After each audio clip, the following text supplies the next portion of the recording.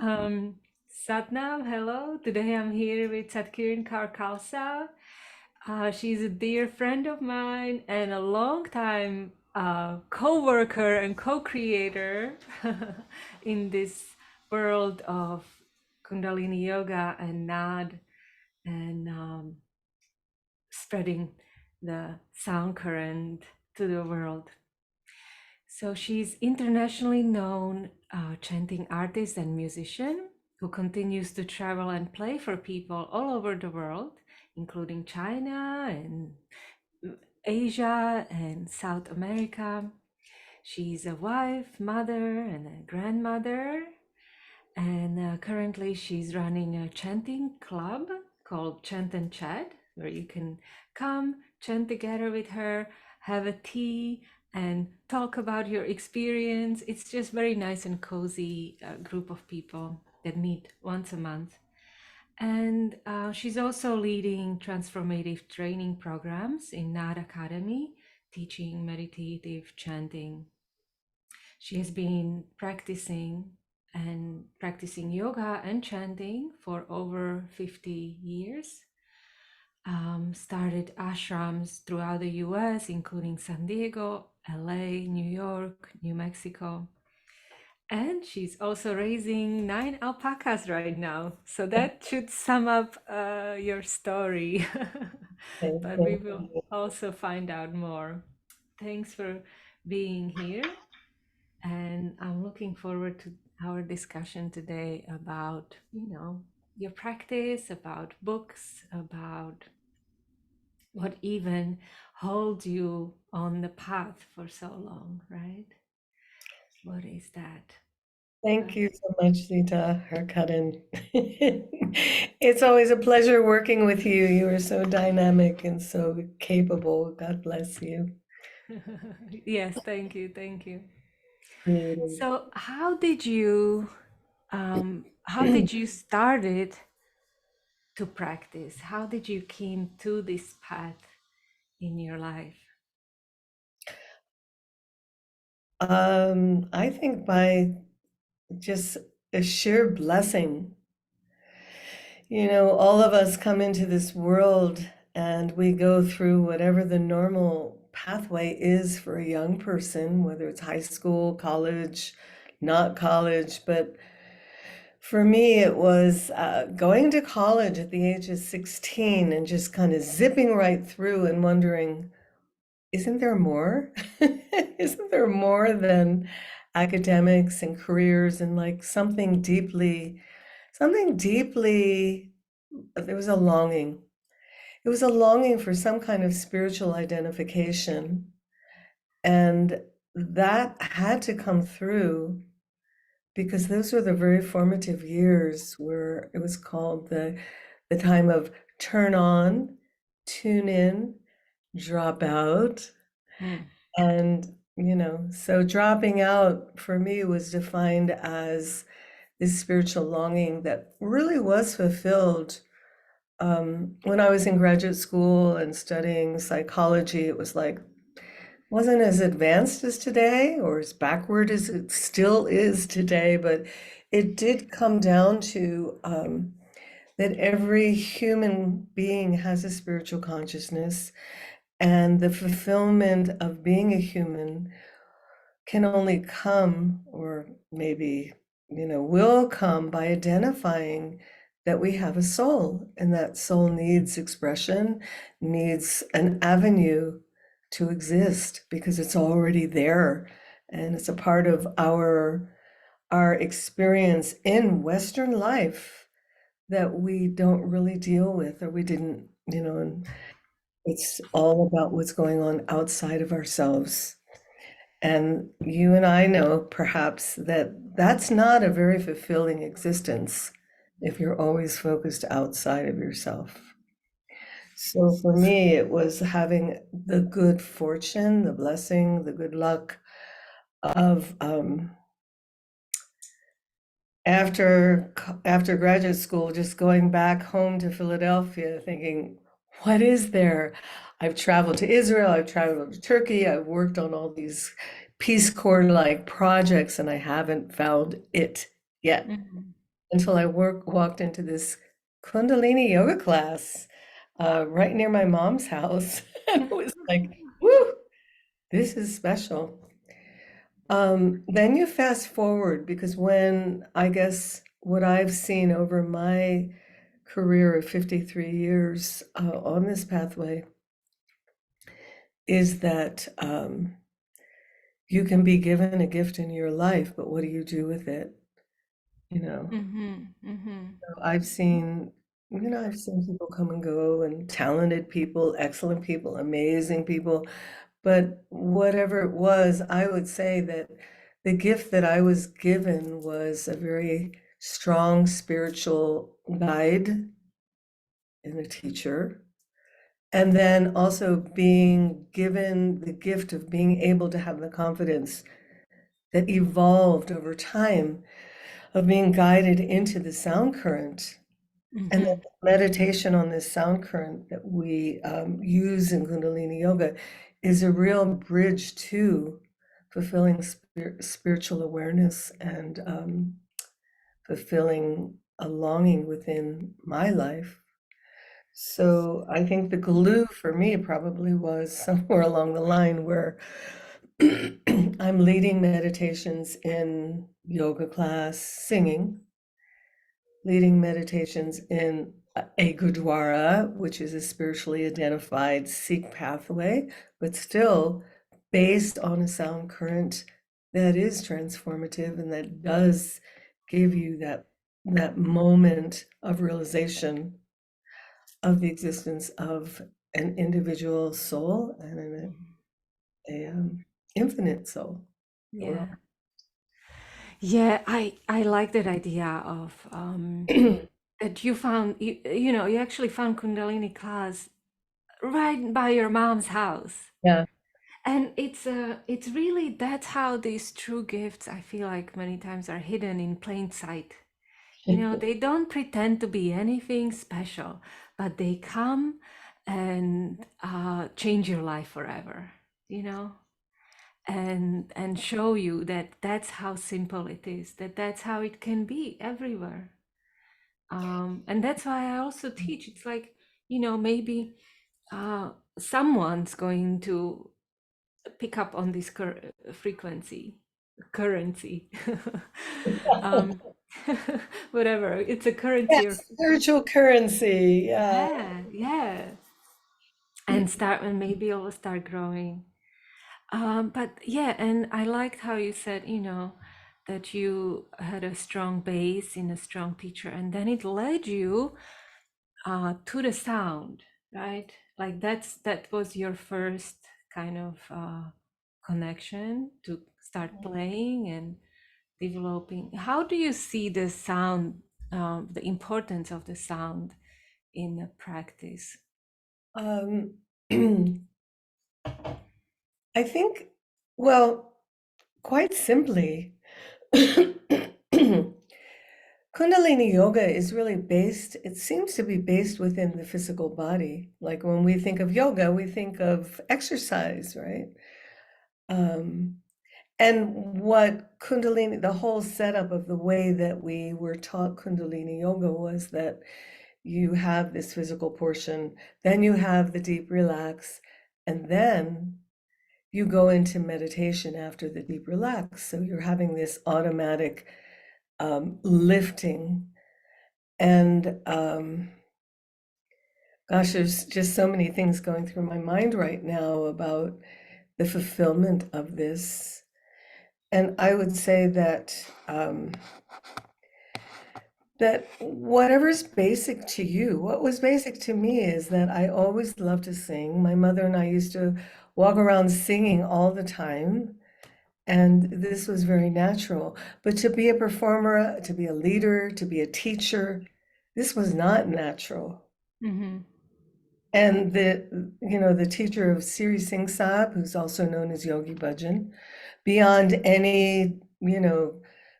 um, beyond any doubt, we were given we were given an opportunity to actualize ourselves through the sound current because the basis of the Kundalini yoga experience is raising the energy. And if you're just focusing on this chakra, that chakra, it's like, well, where are we going? What are we going to do with it? It is to merge with the soul consciousness. Mm-hmm. And there's just, a couple of very, very basic things. But what he did from the very beginning was, I'm not here to collect followers. You are teachers. So, we'd be expected to sit down on the teacher's bench and start teaching a Kundalini yoga class.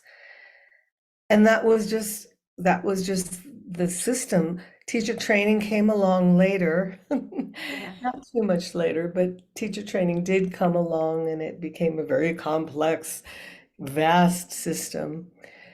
But with that teacher training, I think, because the voice is such a personal experience, like you and I never thought of myself as a recording artist, as a performer. If anything, I thought I was a dancer, but not a singer. And but being put in that position where you are a teacher, and it's not you or me teaching, it's like we're channeling through that consciousness of the space that we open up by sitting there and bringing the Kundalini yoga set into the space, that it automatically happens that we're going to end up chanting somewhere along the line. And for some people that is welcome, and for some people it's like not a fun place. It's a scary place to be. And I would say it was somewhat that way for me, but I kept getting pushed into that space, and I realized I didn't really become a performer until I moved to New York in 1992. I mean, it seems like there's a system of readiness, a system of receptivity, and that if you stay the course, like if you give up, like, it's painful, oh, I don't like all this confrontation, my ego, it's like there really has to be some gift of consciousness within each one of us that allows us to say, this is okay. I want to be challenged. I need the challenge, because that pressure of even just doing stretch pose for 3 minutes, that's a pressure. You got to make yourself go through it. And then that's, kind of a very small little thing, but that's the way life is. If you give up after 5 years, 10 years, then you don't get to the point of really synthesizing those incredible gifts that you're entitled to in this incarnation. It's like we're really entitled because we have a human consciousness and a human birth, and it's like, see what it is that you can do. It's not like you have to decide, like, I'm going to college and I'm going to be a lawyer, or I'm going to do liberal arts. It's like you just keep surrendering, you keep doing the practice, you keep doing the meditation, and it unfolds.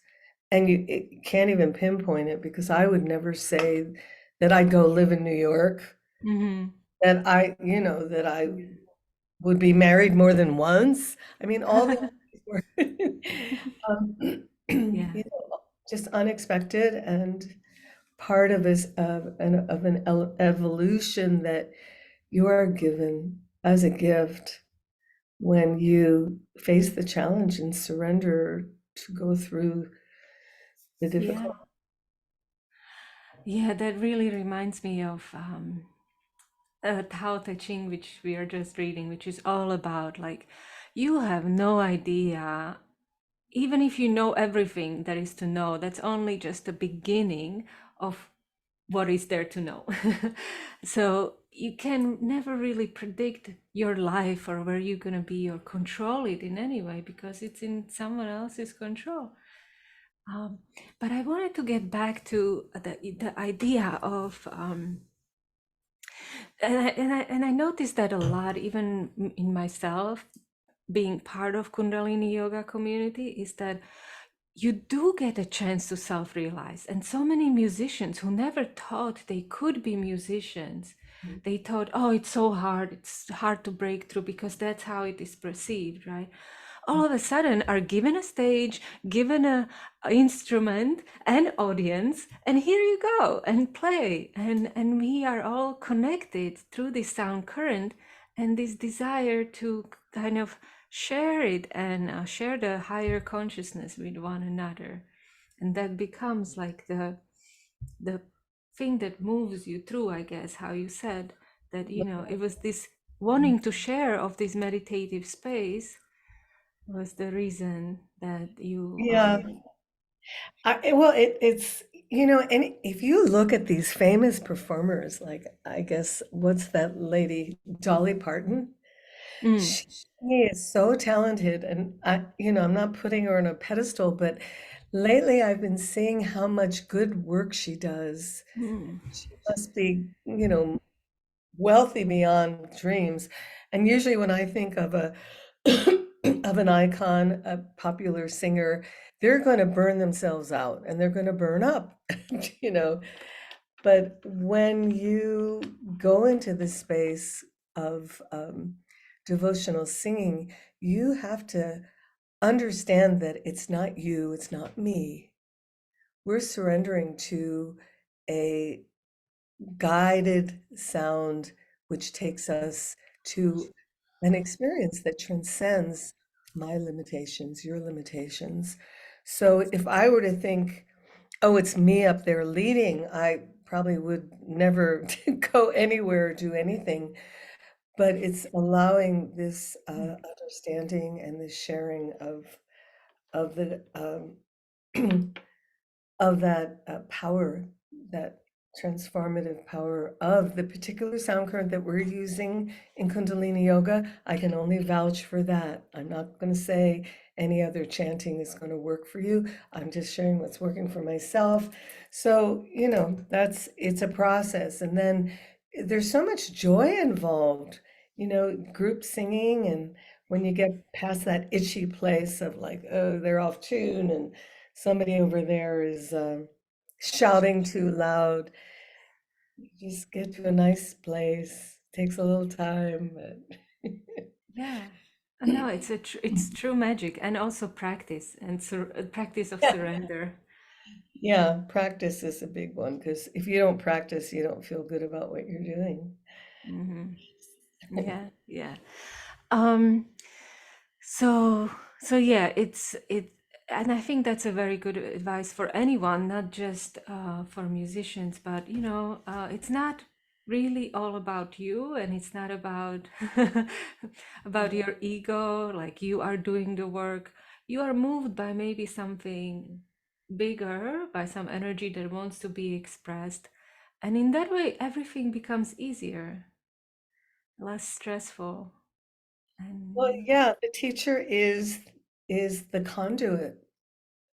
So you have to really sublimate through something to allow that transformation just to move into the space. And that's all I am is um, just kind of the pattern of the pathway, and others can join in and join that pathway and be part of this, what turns into a fabulous group energy, experiential. So, like, if I did some good vocal practice and worked hard, then I can feel good about my delivery, and others will enjoy it too. So, yeah, yeah. yeah. So, okay, wonderful. By the way, you have recorded many CDs and some of my favorite music is for me to play is yours because it's so rhythmic, and I think you really stick with the meaning of the rhythm complements the mantra. That's what I want to say, and it's just beautiful.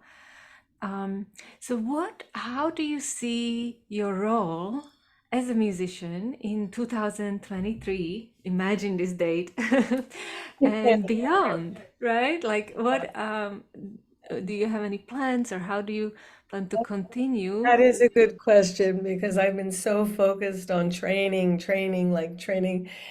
training teachers all over the world. Um, well, we had this beautiful family from Chile, came to visit. They're here in Española now. And the husband said, "So, Satkirin, what's your new album going to be like? Or you have a new album coming up?" And it's just like, oh, I thought I was done. Isn't Ah. 22 enough? And I thought, okay, yeah, he's absolutely right. Mm. So, Oh, so yeah? yeah, I do not have an album in the classic sense of an album, but one of the things that you were asking me, Zita Harkadin, was what is your favorite Kriya or your favorite yoga set? And so I have a couple of favorites, of course. And I thought, you know what? I really need to put into, to make an album of the recitation of my favorite one. You can call it Bowing Jaap Sahib. I call it Saya Pranam Kriya. And I do have this whole training. It's a training available at Naad Academy. It's a 7-part video with all kinds of supplementary materials, but it is using this sound current of the Jaap Sahib Jaap that was sung by this Ragi. His name is Professor Satnam Singh, and I found out that we cannot use that music. It's like I can share it with people, but it's not really available professionally. So I thought, okay, I'm going to record that one. I'm going to make my own version of it, but I'm going to stick to what works. Mm-hmm. His rhythm, his cadence, his simple mantra. And so, okay, you're really putting me on the spot now because Why? I'm why? not.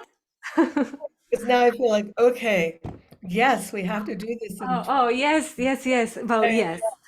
and it's so the way I'm envisioning it is it's going to have women's voices. It's not going to be a man's voice. Nothing against men. It's just it'll be a female version. And we're going to have one of the most famous tabla players in India, Murli, who's going to do the drums, the tabla.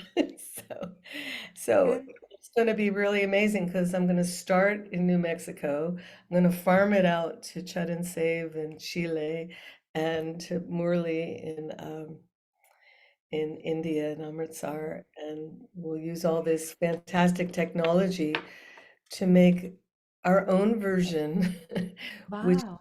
yeah, of that Okay. particular Will there be something else besides job site? Okay, maybe no, no, we're not gonna ask, but I do wanna, maybe there will be, but I want to talk about um, take note. Sahib Parnam Kriya. I Okay. pronounce I think I had question of what is your favorite practice. I don't know if that is your favorite practice, it's my but favorite. that's how I got to know this Kriya through you. And if no one knows it, maybe I'll put it in a show notes or somewhere underneath the description. This is one of the most challenging kriyas. It's done for half an hour with Jap Sahib, and you're basically doing a push up in triangle pose for 15 minutes, and then you stand in the tree pose. So when Satkirin said, "This is what I want to do," I was like, "What?" And I would be scared to do this, even when I was in my strongest shape or form. So I said, if Satkirin can do this, and she's been practicing for 50 years, then I can do this too. And it also showed that to me that you can do this kriya and that you are not even afraid to teach it or to tell others.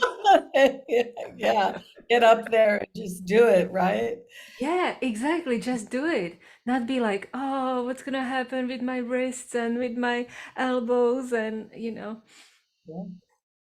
this is this is a true like example for me of the resilience that Kundalini yoga brings. So, uh, do you want to talk about it? Why do you like it so much? Well, just to stay in the same vein that we're in, it is the sound current. It is this particular sound current. It's not any sound current. It's not a Hindu prayer. It's coming from from the mastery of the Sikh Guru, Guru Gobind Singh, and giving us a frequency, a rhythm, and a breath that gives us a strength that we don't ordinarily have. So, at my age, it's like, can I still do it? Yeah. Why? Not because I'm strong or anything in particular, but because the power of this sound current is so powerful. And when I get into the posture, I can do it. And it's not, I mean, when you say push-ups, it's not classic push-ups at all. There is a whole technology of this particular triangle pose, and I think that's the beauty. It's just right there that you have a yoga set and you have a rhythmic recitation of this particular sound current called Gurumukhi that actually initiates each one of us into our own mastery. A guru Mhm. is a guide, is a master, and then we have those moments where we can go into that state of personal mastery. And not everybody wants it, but that's okay. Some of us can do it, and some of us can teach it and share it, and that's enough. Yeah, and I want to share an experience that when we met and we recorded that Sahib Parnam Kriya, Mhm. and there were two ladies that help us who did the actual Kriya, One of the and models. yeah, one of them said at the end, "Wow, when I walked in, that picture on a wall, I couldn't even tell what that picture was. There was like a blurriness." And after that, she was like, "Oh, I can clearly see what's on this picture," as if her mind became clear, as if like all the fog disappeared and she was herself in the present moment. And I practiced the kriya for 40 days, and I felt it just gives me so much strength and also calmness and focus. Do you have any experience? Self mastery, you said, yeah. Absolutely. I think, well, you asked me in the very beginning, what is it that I like to read? Why do I like to read? What I like to read?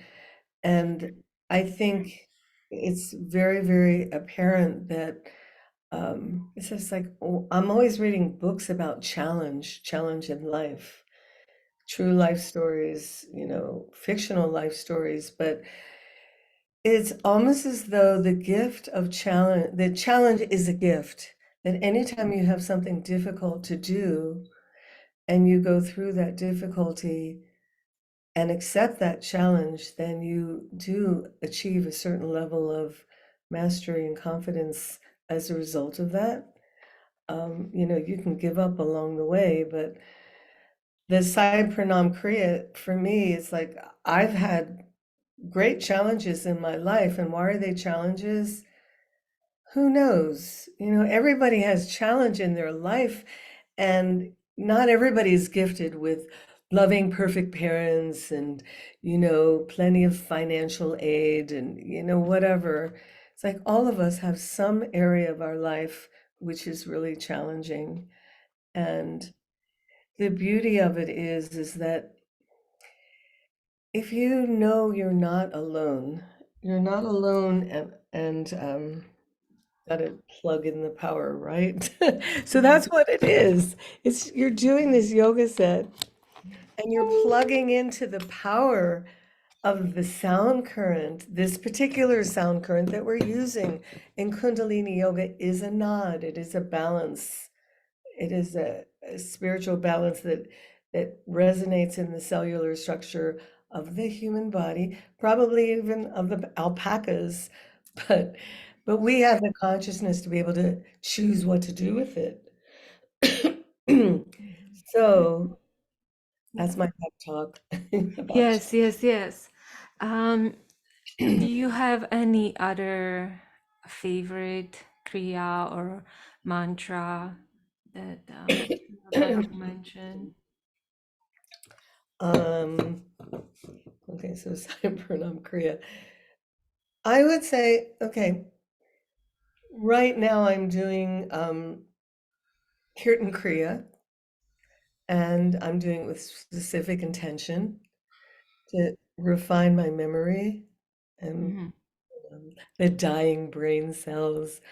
But it's like there's so many things to choose from, and I will pick and choose from time to time, depending on what it is in my life that I need to deal with and what Kriya is really going to help me with that challenge.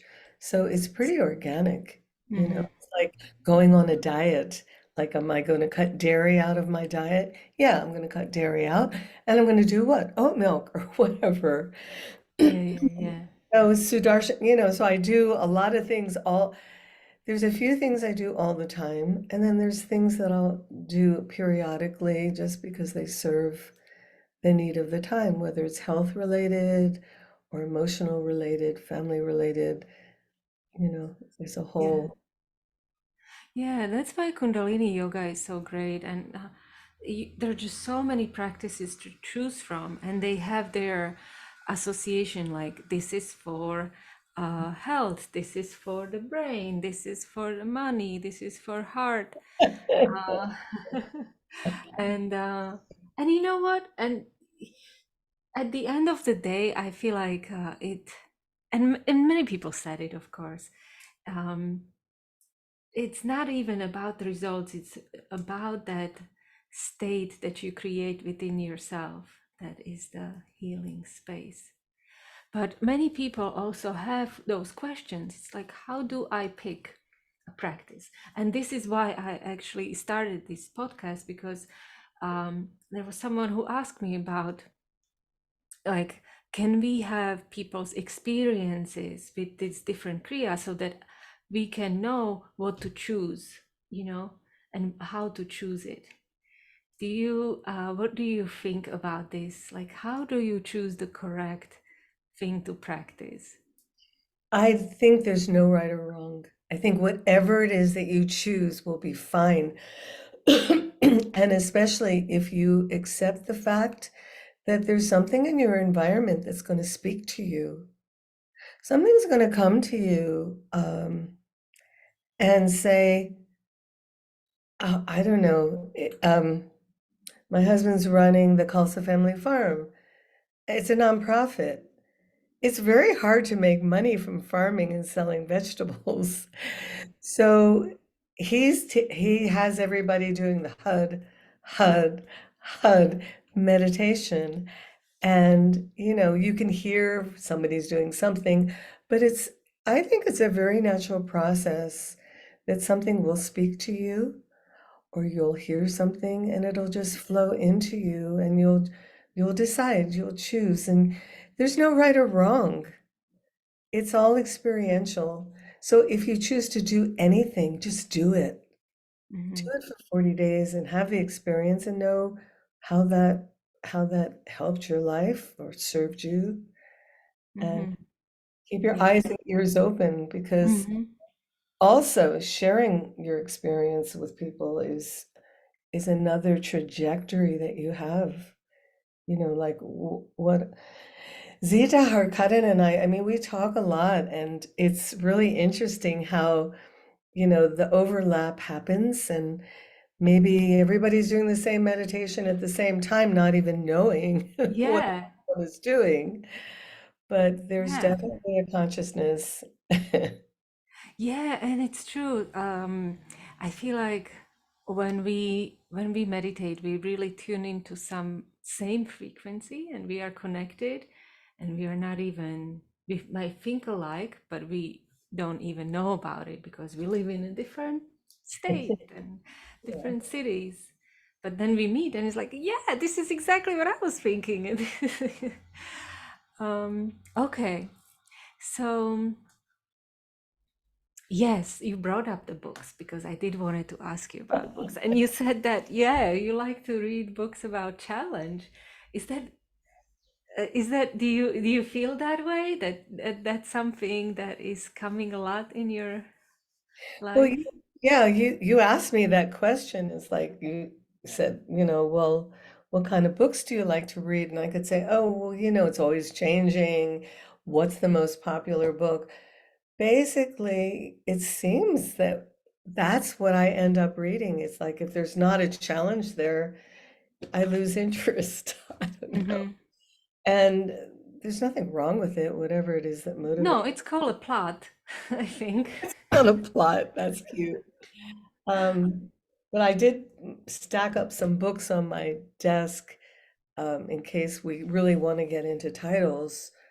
But yeah, I think that probably is a gift of what's been given to me in my life, that challenges come and I do well. I know Yogi Bhajan once said to me, the first time I met him, which was way back in 1970, um, I was sitting in the living room in LA, and we came in drove in from San Diego to meet the yogi. And he said, when's your birthday? And I said, December 25th. And he said, oh, he said, yes. He said, my wife is also a Capricorn. And you know what? You have something in common. And I said, what was that? I really didn't say anything because I was just like too frozen. But he said that both of you really excel when there's a challenge in your life. You will rise to Uh, accomplish and overcome that challenge, and that's a tremendous gift. So that's the pattern I've been getting over and over again, is all these challenges and the opportunity to master the challenge and keep going. mm-hmm. Yeah, yeah, there was a great meme about Capricorn, and they show this mountain goat. Have you seen it? Like holding on to the cliff. I was like, yes, I have Capricorn rising. Oh, okay. Yeah, So you yeah, have yeah. that too. Yes, I have I feel it too. Yeah. So I guess that's why if life is too easy, it gets a little boring, but throw in a little challenge here and there, and it's just like, okay, I'll do that. I'll get it, So that's why, in your life, it's whatever it is that's difficult, just consider that a gift. Yeah, yeah. So you just keep on climbing the mountains and see how you do. Yeah, I mean, it's not easy to be on a path to be a musician, to practice. Um, so, any books you would like to mention? Like, what are the challenges in yours? I, if we're on the topic of, well, there's this wonderful author. His name is Rohinton Mistry, and let's see, that's Mm-hmm. Mm-hmm. let's see, Rohinton Mystery. Mystery. He's written three books that I know of, and I've read them all. This happens to be Oprah Winfrey's book club recommendation, A Fine Balance. It's it's not a beautiful story, but it is a story about human human interaction, and I don't know, and it's it is historical fiction. It is in India, and it is about uh, people who just have to deal with life wherever they're at. But it's a very, I don't know, when I finished the book, I was like, oh God, why would I ever give it? Because my sister-in-law, who's not a yogi or a meditator, said, oh, I give this book to my kids. And I send them to, she sends them to Kathmandu, to Nepal, after they finish college, so they get an understanding of life. So anyway, Wow. I tried to give it to my granddaughter, and she says, "No, thanks, Mom. Oh. I'm on my way to India." So, Ah. so I read the book, and it was just like, "Oh, I'm glad I didn't give it to her because it Yeah, was pretty heavy." yeah. Um, But anyway, he's written three books. The one of them is about the whole how India came to be, because Mm. it used to be a colony of England, and that was a big historical piece.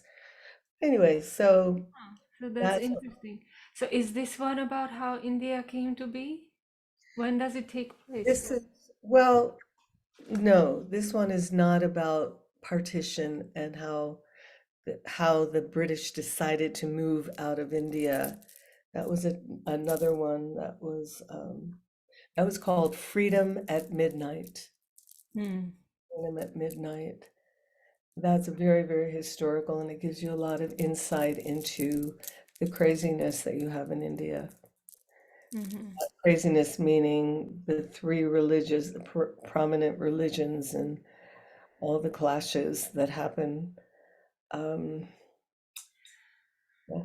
Yeah, it seems like a book that shows how resilient people are. They have to go through many challenges.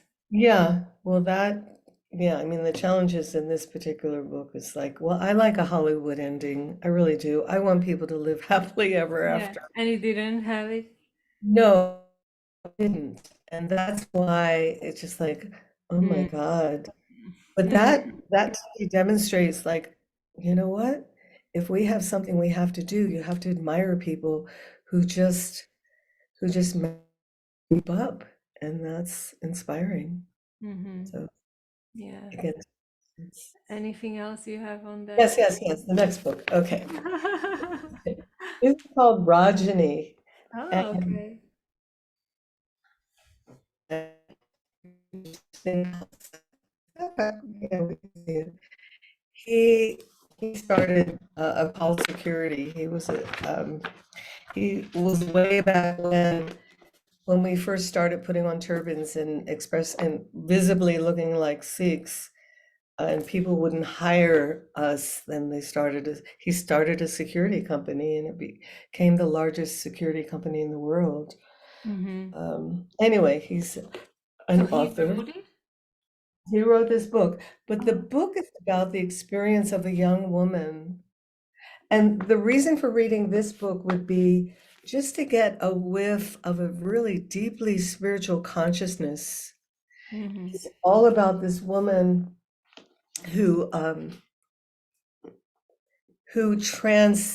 she just had a very deeply spiritual experience in her life, and she went to the Golden Temple, and she just it's all about merging with the infinite and being a spiritual woman, Hmm. which is something that we don't really get to experience.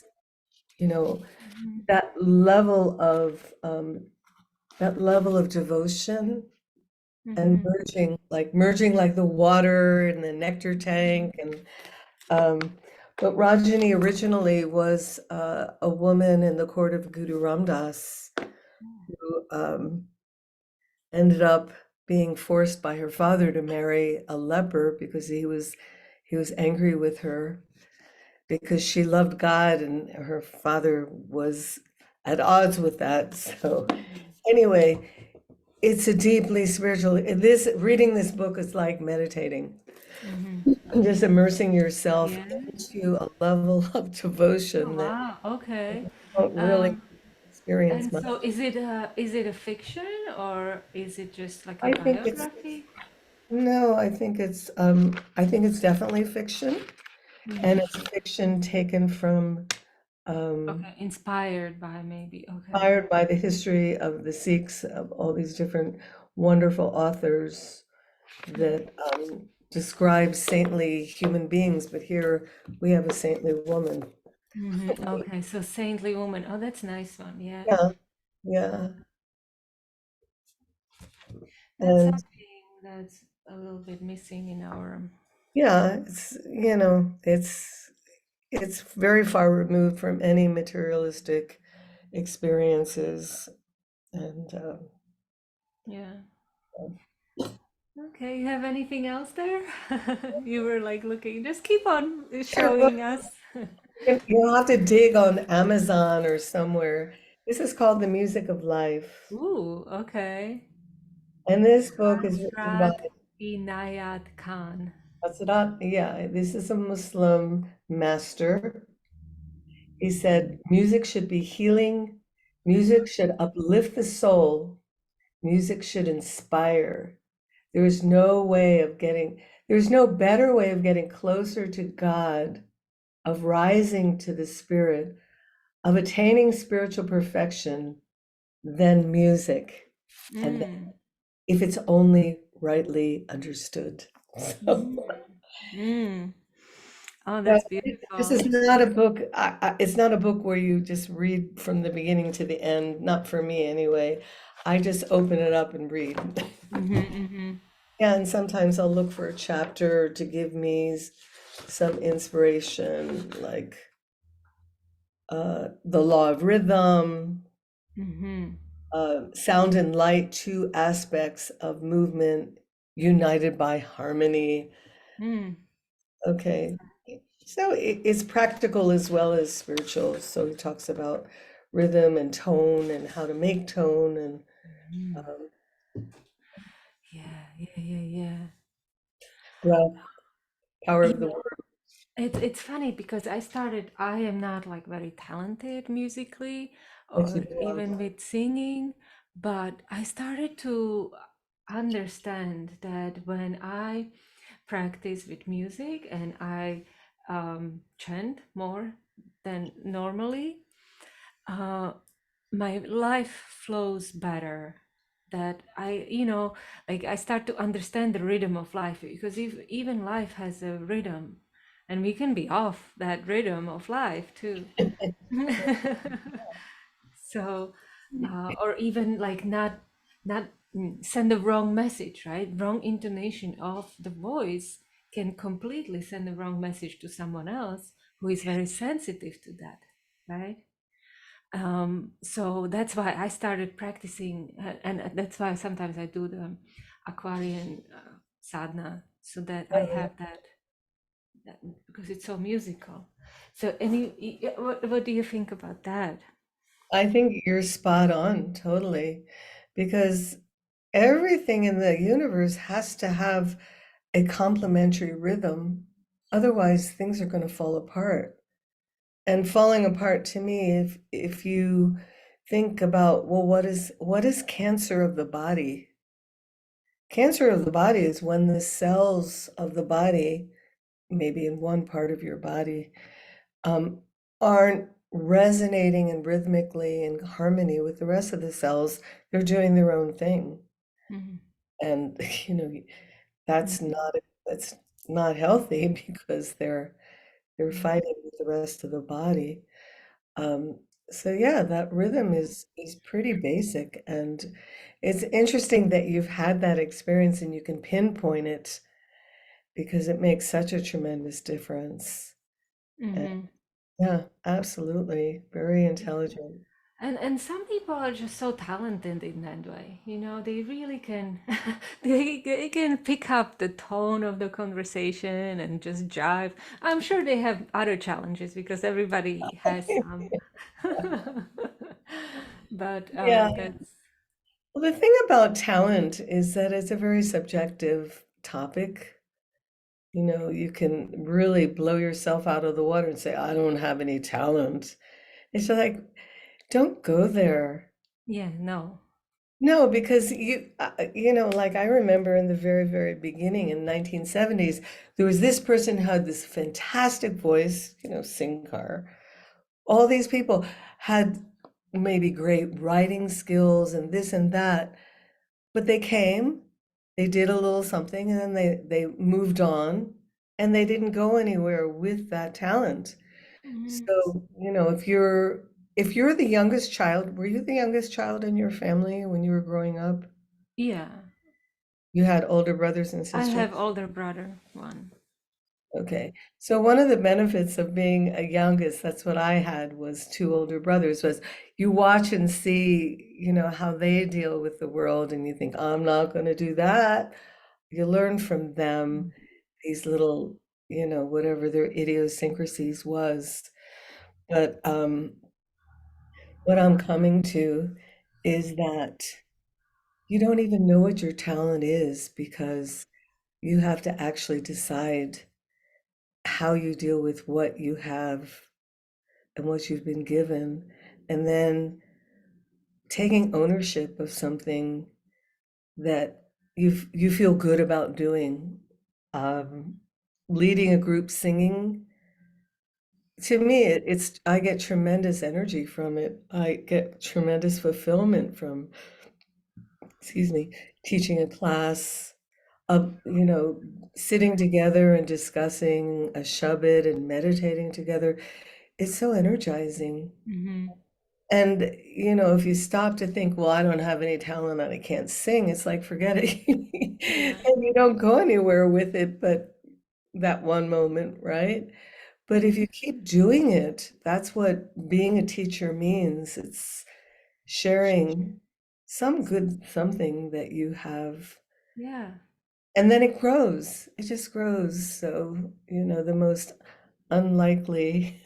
I always thought I was kind of unlikely as a performer because always wanted to study music, but I never had the confidence. So I studied psychology. Mm-hmm. And but And then yeah, you said you wanted to be dancer, and yeah, but then music caught up with me. So it was mm, like, yeah. yeah. So that's it's like get onto the it, it is an opportunity for people to meditate and just to explore who they are. And system you don't have to think about it. You just allow it.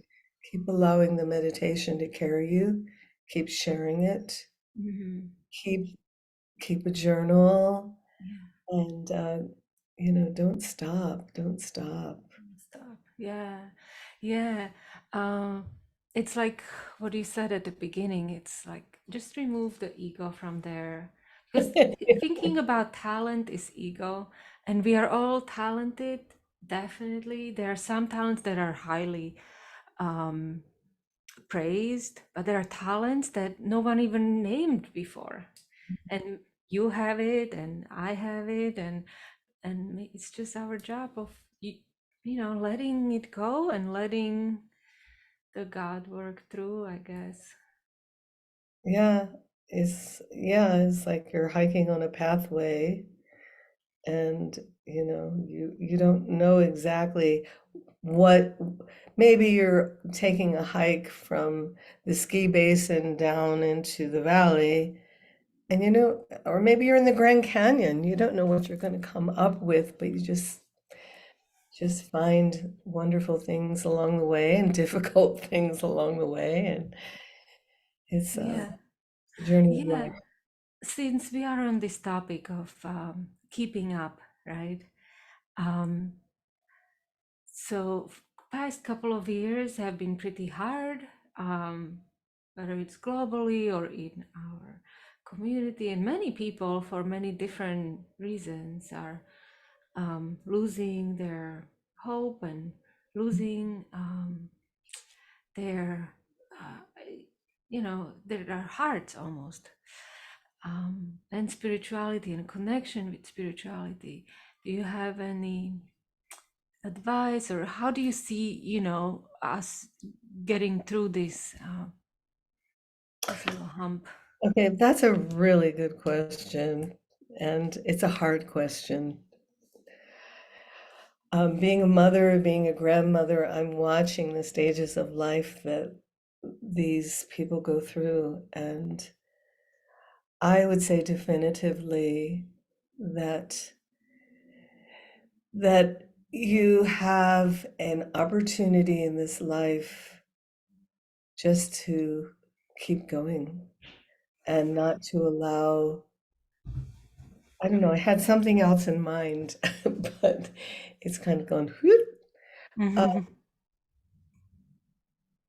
that if you have a practice that makes you feel strong and fuels you, is to keep doing it. And regardless of what people around you are doing, there are not very many people in your life who are really going to be the kind of individuals that will support any one of us, and to not be afraid of the fact that somebody who's around you is very negative or very condescending, very critical. If that if those behaviors don't serve you in your consciousness, then look another way Mm-hmm. and keep asking for the guidance Mm-hmm. of Mm-hmm. that, that internal spirit, which is could be reading a book, it could be watching a Netflix movie. There's quite a few of them coming up now that are inspirational, and finding those things in your life that will carry you through the storm, because there is a storm going on. And if you just want to let public opinion throw you out the window, which pretty much is, I'm seeing the New York Times is like, why am I reading the New York Times? One day it's featuring all these really bizarre people, and the next week it's like, oh, there's something inspirational here. Well, that's kind of like the slice of life. It's Mm-hmm. like challenges are everywhere. No one's immune to it. And Mm-hmm. if you keep your path and your focus, keep your focus. Yeah. Yeah. Yeah, no, no, it totally makes sense. It's very hard to describe and very hard to um, pinpoint, but everybody has this consciousness within them, right? And just to connect with it and to know that not only you have it, but so many other people. Well, when you say that, Harkanan, I really feel like it's important to be able to understand that people who are that you have to choose who you're going to be with, and whether those people are doing practices that are going to sustain them. I was watching this interview last night of the Dalai Lama with Archbishop Reverend Tutu, and the Dalai Lama was entering into the Eucharist with Reverend Tutu, and the Dalai Lama says, "Well, I don't drink alcohol. That's not part of my my life, my training." And so so they're doing the Father, the Son, and the Holy Ghost. So I'm thinking, okay, so he got the wafer in the mouth, and then when it comes to the blood of Christ, he has this glass of Reverend Tutu's handing him a glass of wine. I'm waiting, what's he gonna do? Is he gonna No, so the Dalai Lama just dipped his finger in the wine and went like that. Oh, okay, It yeah. was like, awesome, fantastic. So even the highest of the high, I mean, both these people are like on the pinnacle of their spiritual and political life or lives, and they're still holding the basis of their lifestyle. So, if you're sitting with a crowd of people who are all drinking mixed drinks and having Mai Tais and whatever, and it's not your sustaining personal practice, you don't have to do it. You can just go out the door.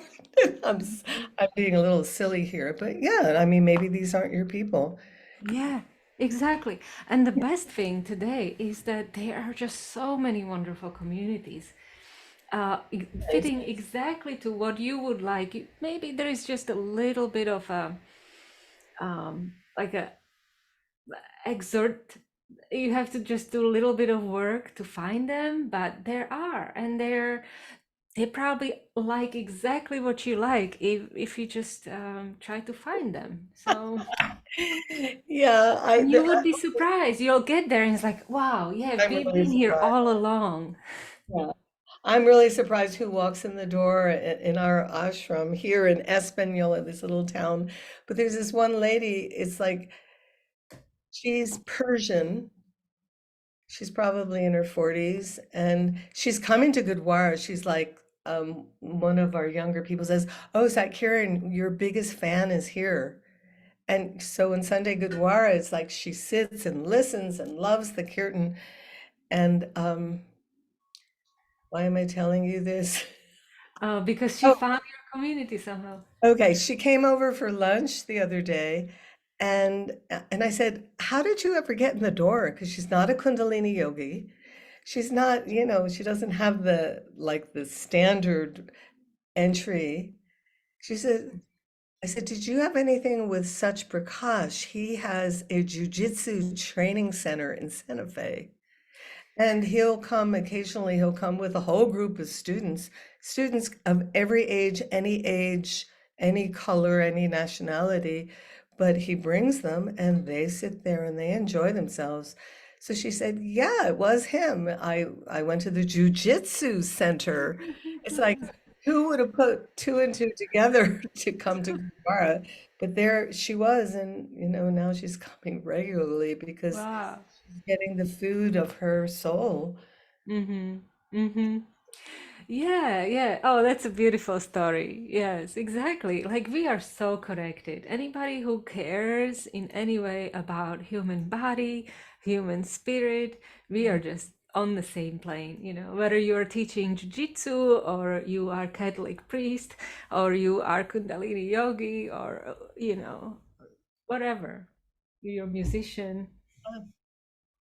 So Oh. anyway, just I can round it out by saying I went to Trader Joe's this week and I started doing this thing of there was this beautiful woman checking me out, my age, beautiful senior woman. Her name was Paula. And she was just so positive and good natured. And as I'm finishing the checkout, I said, "Oh, by the way, here's one of my albums. Do you have a way of playing it?" "Yeah, I can play it in my car." "Oh, thank you so much." So I just if I had anybody that I had any connection with, I just said, "I've been checking out with you a while now. Here, have an album." So, Oh, that's funny you mention it. I don't you because you know what? I, Um, I went to my first white tantric yoga in New uh, York many years ago. And or maybe it was my second white tantric yoga. Maybe it wasn't the first. I think it was the second. Um, and there you were, and you gave me your tape, and it was the actual tape. oh dear. Yeah, and that was, it was 10, 12 years ago. Yeah, maybe 12, 13 years, I don't know.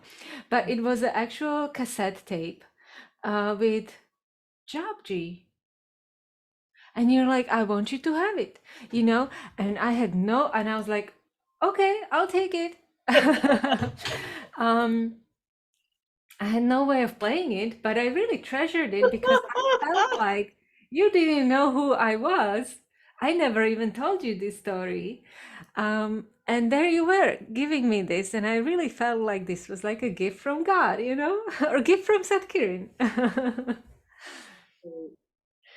So, Yeah. yeah, so I think that what we're saying right now is that there are people in your sphere who will be uplifting to you and who will be in the space of supporting your consciousness, and that's what's so important about this particular time of our planetary existence, that all this heaviness and pressure that's happening is a synthesis. And like my young friend from Chile said, because I said, you are such a shining light, and you're so young, and you're so spot on and devoted and unflinching.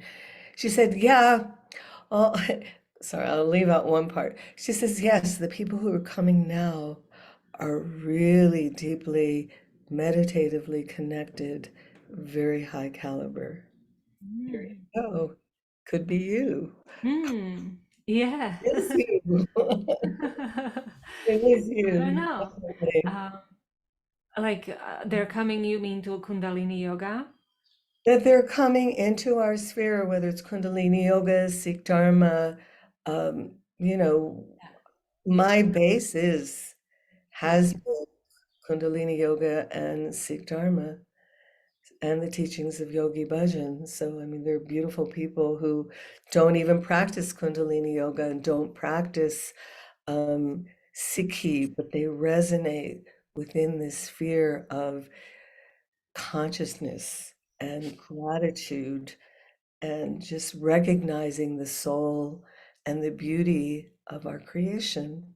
And these Mm-hmm. are the people that these are the people and these are the things and the spaces and the movies we can resonate with to give us that strength to find out more about where how to live joyfully, how to live successfully, and how to be happy, and what books to read, and Yes, yes, what yes. mantras to do, and what meditations to Yeah, do. yeah. Well, last thing, or I mean, that doesn't have to be last thing, but I want to know, what do you have a favorite mantra? Oh dear. No, I guess I can't really say that. I might have a favorite recording, but it's for me mantras and shabads. Shabad is also a mantra. It's just coming from the scriptures, the Siddhi Guru Granth Sahib. I just whatever works is my favorite. Mm-hmm, mm-hmm, And whatever period of life that I'm in, like being a mother and a grandmother now, I really gravitate toward um, Shabad Hazare mm-hmm, because I do this like so Pudak. I do this for family members, and mm-hmm. the other thing is to give Oh, strength. is that how you use it? You can do it for the family members? Shabad Hazare is all Sorry. about, yeah, it means 1,000 shabads in one, but it is about keeping connected with those you love. Mm-hmm, Then there's the ones I'm currently gravitating toward is the Narayan Shabad.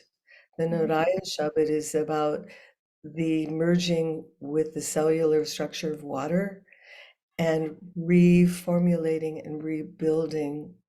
So, people say, "Oh, what's happening with your group?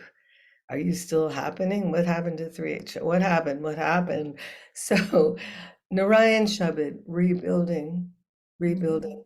And mm-hmm, rebuilding is a good process because what you're doing is making something better. mm-hmm. Yeah. Something deteriorating, then something Mm-hmm. else. There's a space to move into building, rebuilding, and doing something. Yeah, yeah, which is very similar to what we were talking about finding the right community for you, or right people.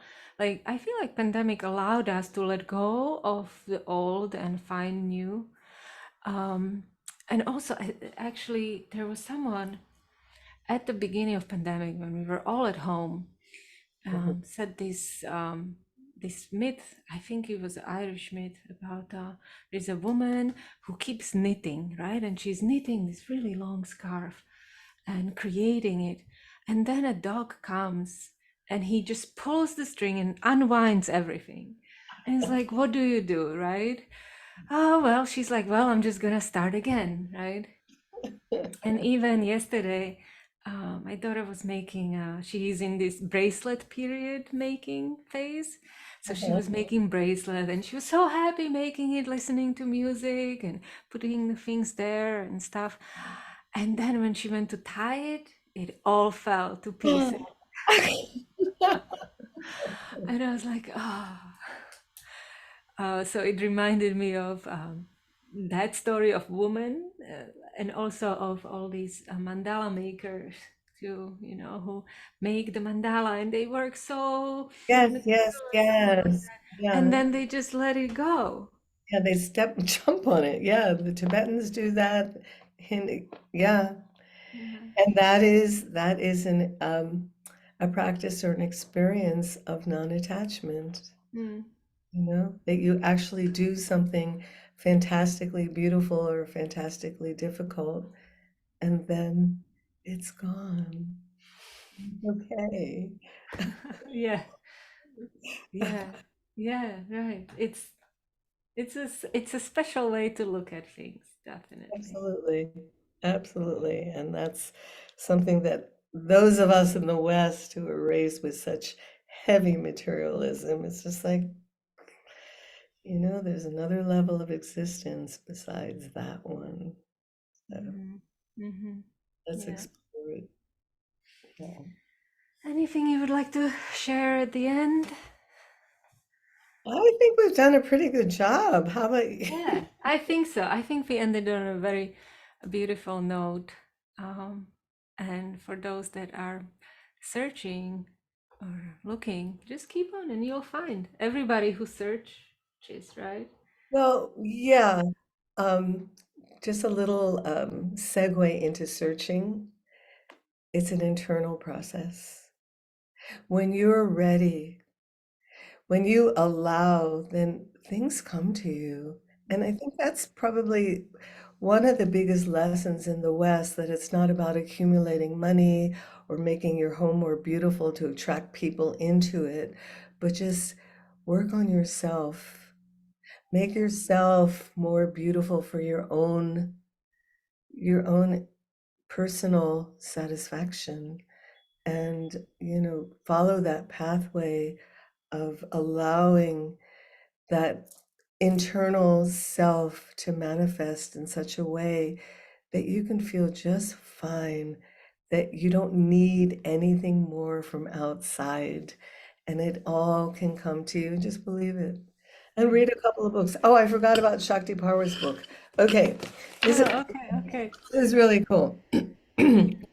There's a lady, she's still alive. She's Yogi Bhajan's first student. Mm-hmm. She was senior to him by a couple of years. Her name is Shakti Parwha,